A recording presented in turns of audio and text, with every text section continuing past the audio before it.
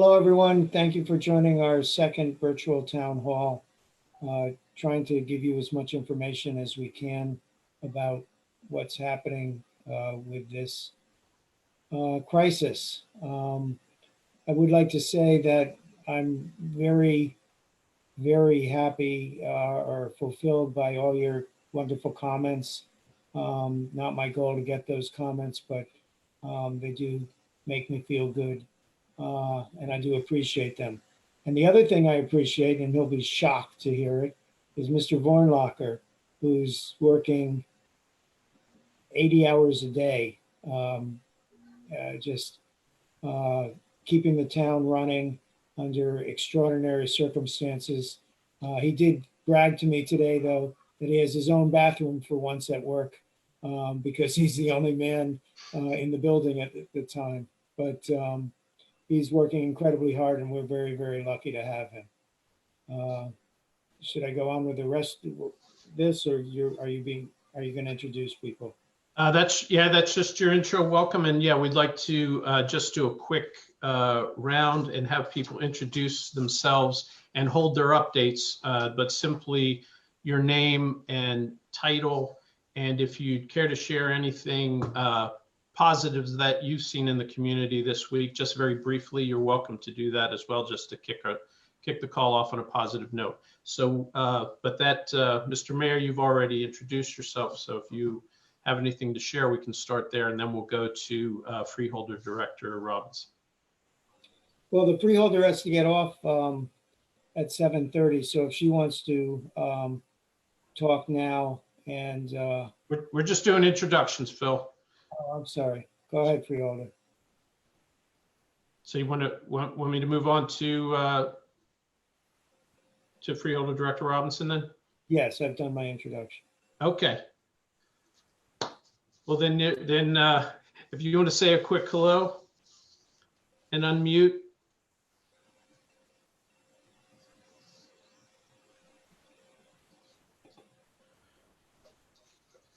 All right, she may not be with us, so let's keep going to Township Manager. Okay, so can you hear me? Yep, loud and clear. Good. All right, great. So thank you everyone for joining us tonight. I appreciate the mayor's efforts here to get the information out to all of our residents and business owners. And I'm going to keep my remarks short and just say we're doing our job here at the township as far as the government is concerned. It's a rather unorthodox way of getting it done, but we're getting it done, and I appreciate everybody's efforts, and I'm more interested in hearing what our concerns of our residents are, so I won't go on. Okay. Lieutenant Rizzo? I'm going to echo the sentiments of the township manager. We are getting things done. Little unorthodox and unconventional, but we are moving forward. So again, want to address the concerns both on an OEM standpoint as well as police. Okay, and let's see, where are we next? We are Superintendent Ravalli. Thanks, Michael. Thanks, Mayor. I just wanted to take an opportunity to once again thank our learning community for all the wonderful work that they're doing. Tonight, I had joined me, and I'm going to introduce her in just a second. I'd like her to provide a 1 minute to 2 minute brief update on goings on from a teacher perspective. We have with us tonight Helene Osman. Helene is one of our elementary teachers. She's a special education teacher for the elementary grade band. And she also is an executive board member with the Franklin Township Education Association. And Helene has volunteered her time to join us out of her busy schedule, and all of our teachers are very busy right now. So, but she took the time to come on board, and I just like, if we could, to give her a minute or two. She can provide a little perspective on what's going on from the teacher's point of view, and then we'll let Helene drop off and get ready for the final day of learning before our spring break. So Helene. Hi, how are you? Well, we're excited. Our teachers are coming up with so many innovative things and programs to do. some of the teachers, we have Spirit Day and taking pictures, selfies, dressing up as our favorite characters. Today is Autism Awareness Day. Kids were dressing in blue, taking pictures. All pictures are put on Padlets. We had the Rainbow Project, where kids all over the district are putting up rainbows on their front doors and saying there's going to be hope and this will end soon. And then we had scavenger hunts, where our principals went around looking at the houses and putting the pictures up on the Padlets. We have the dance teachers doing videos. It's just everything is exciting. It's all new for us, and we're just really excited to move forward and to go into phase 2. Mike, if I can just follow up, I just want to say thank you to Helene for taking the time to jump on board and share that. And I also just want to thank our students, our parents, especially our faculty. And I know we'll do this later on, but I want to make sure I get this out. The amount of flexibility and the amount of work that people are doing to ensure that our kids get a really good experience. It's humbling. It really is. And I'm very proud of them. Yep, and please convey our appreciation from the township to all the teachers and other educators out there. I know my wife is a counselor and my social worker in school, and I work in schools, and my sister's a special education teacher, and I know that it's been a real challenge to to kind of get everything done and adjust, and everybody seems to be doing a great job. So thank you for that. And I want to jump back to Freeholder Director Robinson. Hopefully I saw you there. So there you are. If you just want to unmute yourself, and if there's anything you want to, let me unmute you. How's that? Can you hear me now? We can. Okay, good evening, everyone. So yes, the only thing I wanted to report is that we're working hard with the municipalities, along with our congressional delegation and our assembly and state senators, to open up a test site. What is happening across the United States and throughout the world is trying to get test kits and PPE, which is personal protective equipment. We're all going after the same coffers or resources to obtain these pieces of equipment and or test kits. The harsh reality is that we are not producing the PPE here in the United States. And so there is a great push for us to kind of, to own and produce some of the things that we need. Other things that are on the horizon are approval for the rapid testing. As soon as that becomes available, then there will actually be no further need for test sites. So there are a couple of efforts that are on the horizon, even setting up a site or having availability for our FEMA hospital to give relief to some of the hospitals throughout the state. As you've seen on the news that they're doing in Central Park in New York. They're looking to do the same in New Jersey. But again, it's a lot of moving parts. And as is often said, the information is fluid and it's coming hard and fast. But be not dismayed that your government is working for you, both here in Franklin Township with the mayor and the township manager, as well as kudos to Dr. Ravalli and all that you're doing for the students here in Franklin Township. And we're just going to keep pushing and keep pressing to make sure we're giving all that we have and giving the best to Franklin Township and to Somerset County. So that's all that I have. Thank you. Thank you, Freeholder Director. And I just wanted to ask Councilman Galtieri, did you want to, I don't know if I had you muted here. Oh, you're good. Okay, go ahead. Just good evening, everybody. Thank you for joining tonight. And I will share I was requested one positive update, and it is the overwhelming outpouring of support and generosity of the community right now in this time of need. So thank you to everybody for giving in one way or another, and the support that you've given to help other members of the community. And with that, I will go back to mute. Okay, great.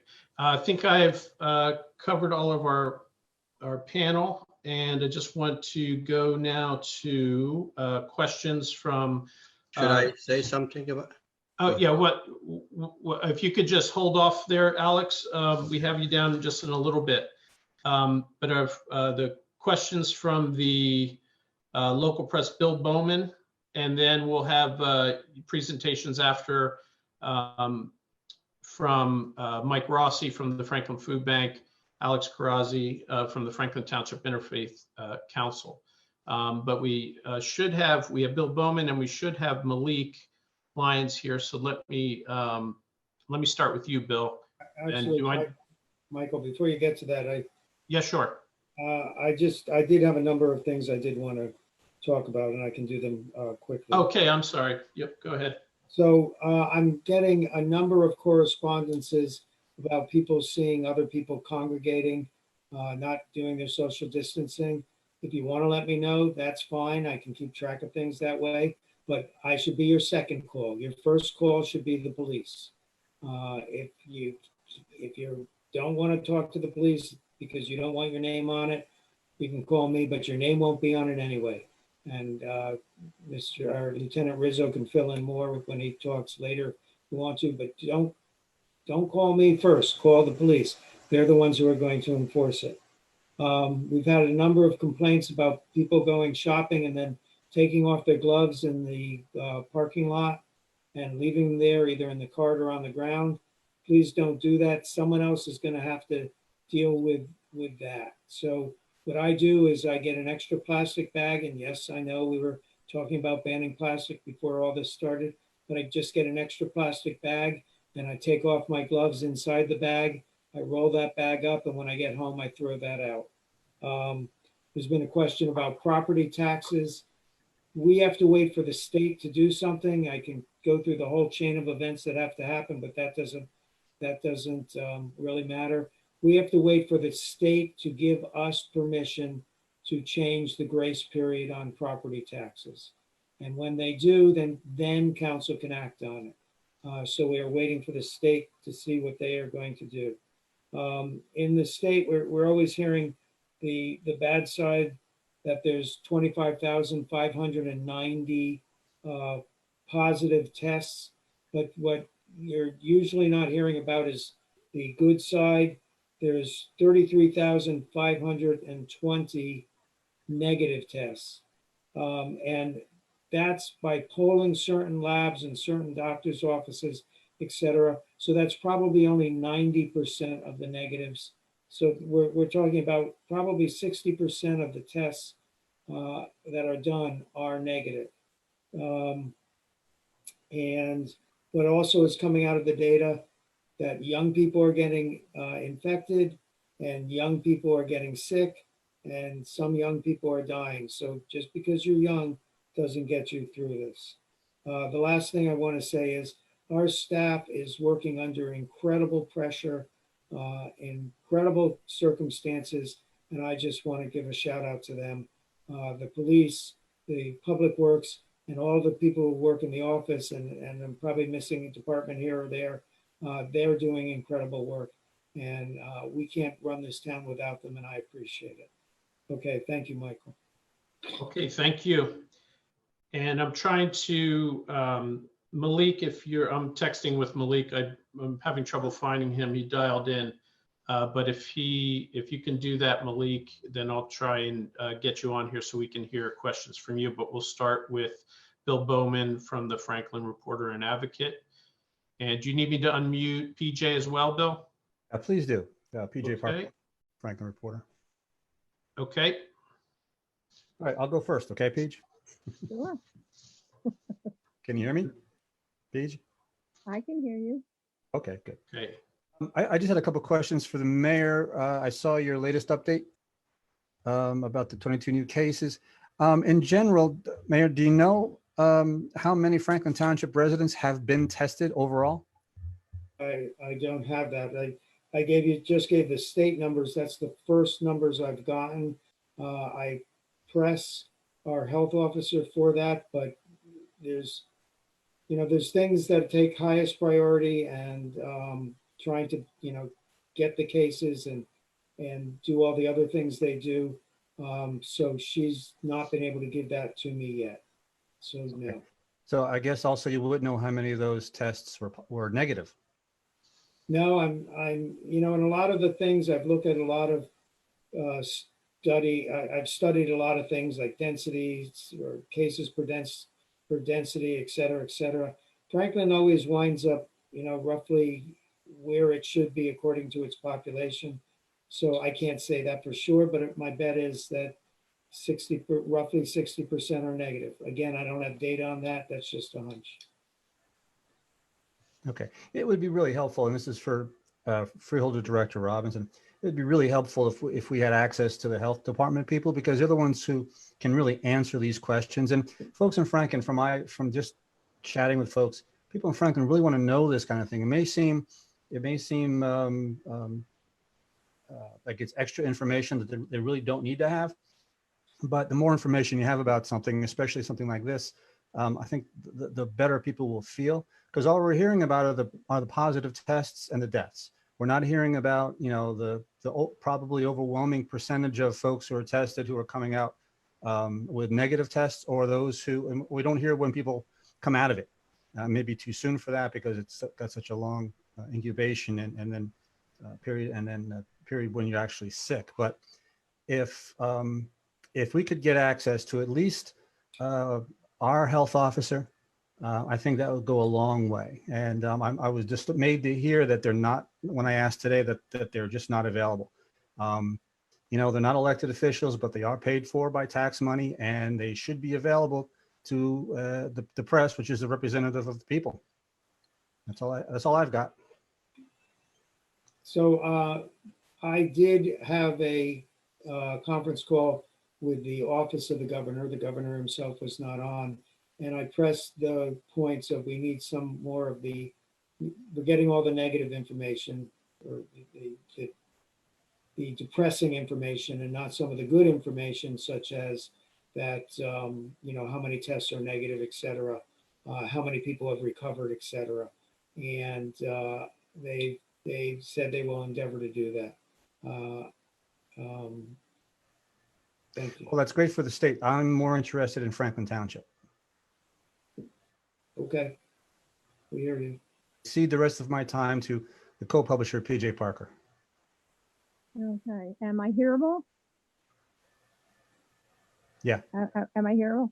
Okay, thank you, Mayor Kramer and Michael Steinbruck, for organizing this so that there is indeed a venue for people to tune in and get the rest of the story. I think if I have a question, it's based on a few minutes that I spent today, for example, in Stop and Shop on Eastern Avenue. And a handful of people there, not a huge crowd, but out of that handful, and if there were maybe 20 to 30 people in there, one person had a mask on. People were handling fruit. People were touching their faces. I was just wondering if there's any sort of a plan to ask people or to mandate that people start now wearing masks and being a little bit more circumspect when they're handling things that others will also handle. So Executive Order 108 severely limits any mandates that the town can do. I know that the CDC is investigating and trying to decide whether everyone should wear a mask. And I will echo your comments. People need to be considerate. It goes to the gloves in the parking lot. You need to be considerate. This is not the old days where you squeeze the lemon to see if it's ripe. If you touch that lemon, you should take it, in my opinion. So we need to be kind to each other and think about each other and think about our impact on each other. Well, I think it's beyond kindness. And if I can echo your very own words, Mayor Kramer, that you must regard every person you encounter as somebody who potentially is a carrier for this virus. And I know the point of the masks are not necessarily to protect you from receiving any of the viral droplets that may be in the air, but from preventing of anything that you might have to spread to the next person. So everything begins with each one of us being mindful of our neighbor, being mindful of just keeping ourselves safe and keeping those around us safe. So I would like to see more masks. That's my opinion. On the nice side, I saw landscapers out today spreading mulch in the community. I saw flowers being planted. There were people smiling and waving as I was taking some pictures in the park. And in Stop and Shop, as I walked in the door, one of their employees was using some sort of an antiseptic to wipe down every single cart. And I stood there and I watched her. She wiped down every single cart. So I was very heartened to see that.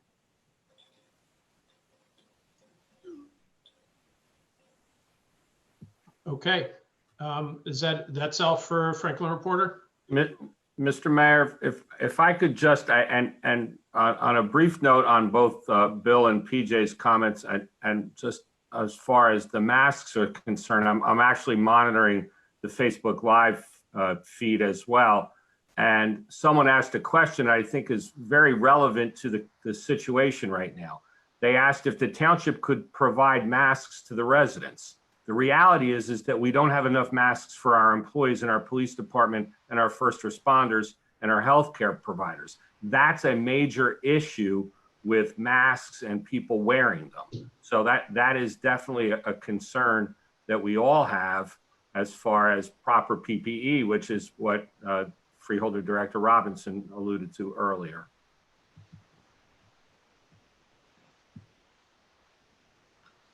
Okay.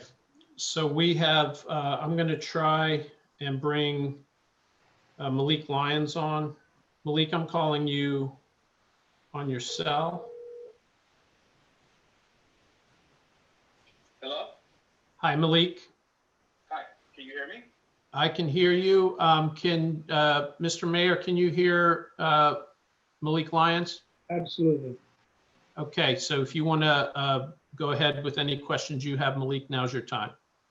Awesome, thank you. And first of all, thank you, Mayor Kramer, for putting together this forum, because I think it's something that the town really needs, and I appreciate that. The person who did all the work is Michael. I asked him to, and then I showed up. So Michael gets the credit for that, but go ahead. Nice, I'd rather give him credit anyway. Just a couple of quick things. One is it possible, or do you know of any programs that we could start in our community that could kind of tie in helping our healthcare workers and supporting some of our local businesses like the restaurants with providing food? I know that there's a couple of programs like this in other towns, and I was hoping that we could probably bring something like that to Franklin Township, because we do have a lot of different organizations that can kind of facilitate that need. But I've been looking around and I haven't seen anything like that. And if there is something like that going on and I haven't seen it, I apologize. So I'll let Councilman Galtieri answer that. And I think Mr. Bornlocker might have a comment on that too.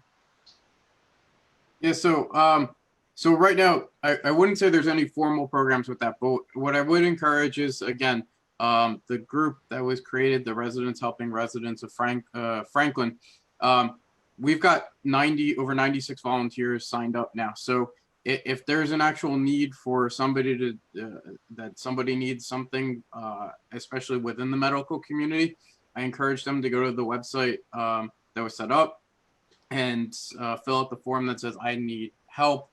And I'm sure we can find resources available to fulfill a lot of the needs that might be there. As far as restaurants, that's something that we can take back to our businesses. We have heard from a few businesses, and I'm not advertising anyone in particular, but I know Stagehouse has been helping our seniors and those in need of a hot meal. So we can always talk with Junior to see if that's something that they're able to help with on a limited scale. And of course, if there's other businesses that are interested in helping, they can reach out to me, and we'll be more than happy to try to coordinate this. So as far as I'm aware, there's nothing truly foremost specifically to help healthcare workers right now, but I'm sure we can expand already services in place to try to help more. Okay, Malik? Yes, and another question, and I don't know if they are already open because I haven't seen any, but will we consider opening up daycare services for people that are considered and deemed essential workers? So originally, when the governor's order came out, we went beyond the governor's order and closed down child daycare. The governor then responded saying he wanted to keep them open, but then closed them to the general public. But that's a long answer to they are now open for essential health cares. A few of them, Mr. Vornlocker knows the particulars on it. So we have about 8 or 10 that were approved by the state of New Jersey to open for healthcare workers and first responders. That is now a function of the state of New Jersey to monitor and ensure that those daycare centers are complying with the executive order. And they went through a vetting process to make sure that that they were suited for that purpose, and they're available. And now it's a matter of need. If the need is there, these are the names of the daycare centers are available on the state website, and a person can now bring their child there as they would if it was not in the times of COVID-19, as long as they meet the requirements of the state that they're a first responder or a healthcare provider or working at a healthcare facility.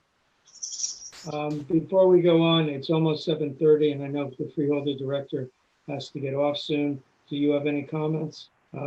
She's on. I'm going to unmute. I think you're unmuted now, Freeholder Director. Yes, can you hear me? Yes. Okay, so a couple of things. One, in response to Bill Bowman, and it was talked about the numbers of negative. Part of the concern with getting that data is that people are going to their physicians' offices. Some are going to private labs on their own with the script. Some are going to these testing sites. They're not obligated to get that information back to us in the time that we would like. And there are several thousand, about 1,000 or so that on a daily basis that are considered as unknown.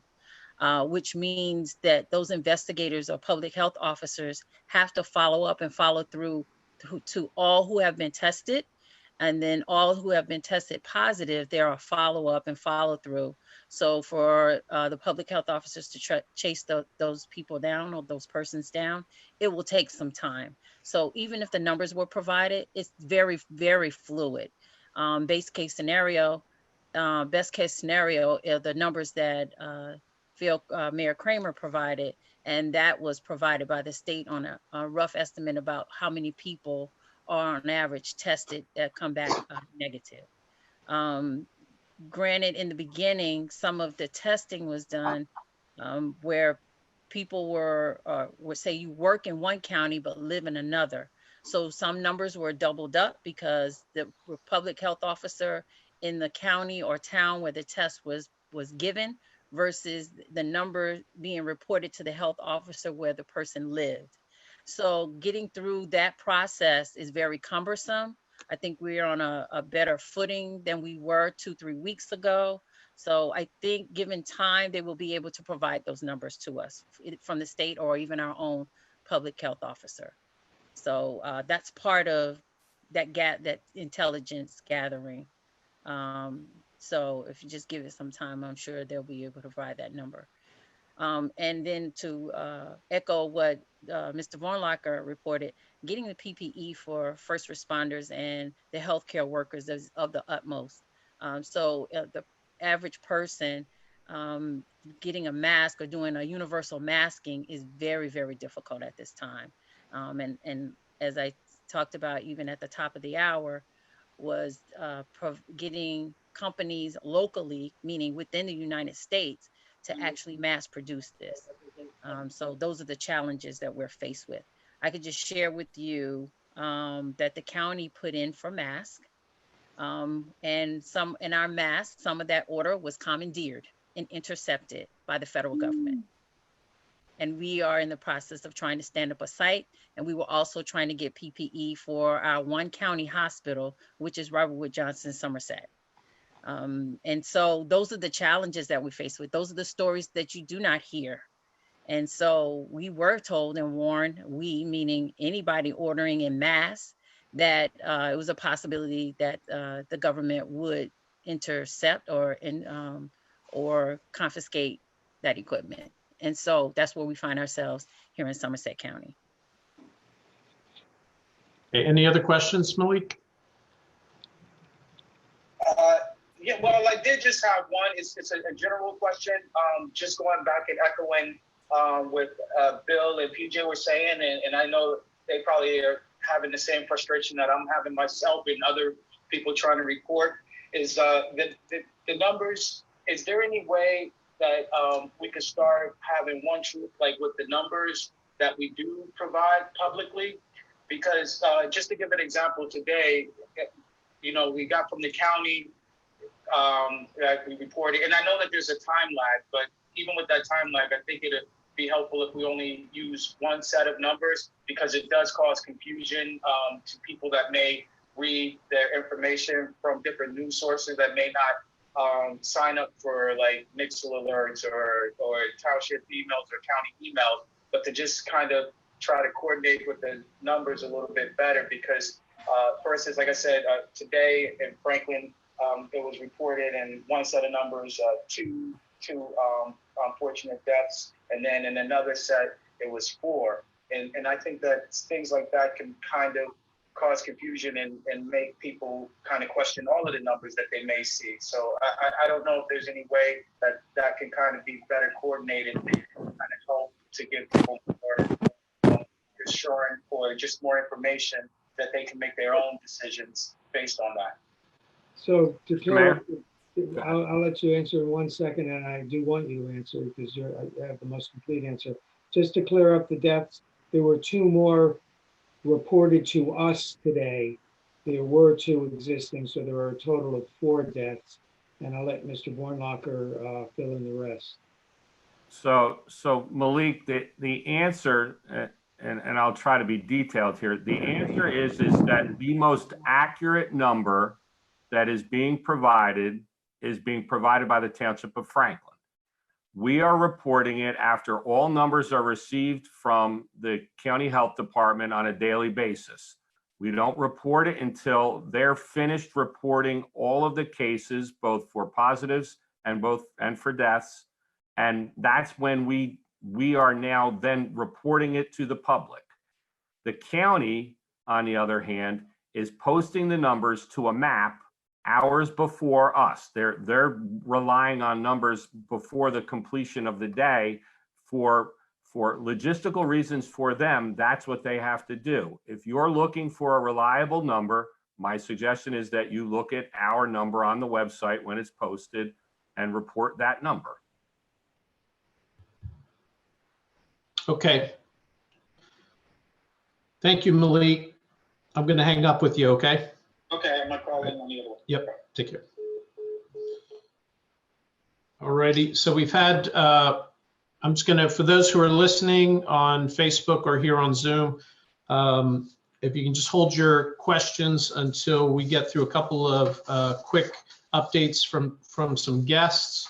We have Alex Karazi from the Franklin Township Interfaith Council, and we also have Mike Rossi from the Franklin Food Bank. Alex, I'm gonna go ahead and start with you, and then we'll take questions from participants from both Facebook and Zoom after you two present. Good evening, everyone, and I'm really so happy to see you all. I'm in California, actually, but it's so wonderful to see our friends in New Jersey. My hearts are with New Jersey, and my heart is with Franklin Township residents. And as far as the interfaith, we have about 70 or so houses of worship in Franklin Township, and each one in their own way is trying to help the community members and especially their own communities. Some of them, for example, offering food and medical pickup services for elderly and those that they are in need. Some of them, they are providing financial supports to families in need. Others are offering packaged food, or they may have soup kitchen. They're offering live online services and also classes. And also we are trying to see if we can find ways that we can support families when they have somebody in a hospital, for example, because we can't really go there. No clergy is allowed to go physically to visit them, but perhaps we can do it virtually. So these are some of the things that I have heard from various houses of worship that they are offering, and I'm sure there's more services to the community. And we are, Michael and I were talking about perhaps offering some sort of prayers and gatherings like this for the community. Just talk about some of the ways that we can support each other, some of the ways that spiritually we can lift the morale of the people at these difficult times. So if that, hopefully if we work out the logistics, we may start something like that, that we will bring a couple of the clergies, a few clergies, that they can give prayers, they can give some encouragement, and we can open up to the community to talk about their feelings and how they wanted to be helping in these difficult times. And Michael, just one thing that I want to add, I think I wanted to mention that we are so much fortunate to have wonderful people helping others. And more importantly, I think we should not forget the health workers. You know, I have 5 members of my close family are in the health as a profession, and I know how difficult it is for me or for us to think about their safety. They are putting their lives at the front line, so we should appreciate them when we see them, and we should recognize their sacrifices as well. Thank you, Dr. Karazi. All right, I guess this concludes it. I want to thank again everyone who helped. That's all I got. I've said it before at the end of every council meeting. I'll say it now, and I really mean it. It's taken on a new meaning. Be well, Franklin. Bye-bye.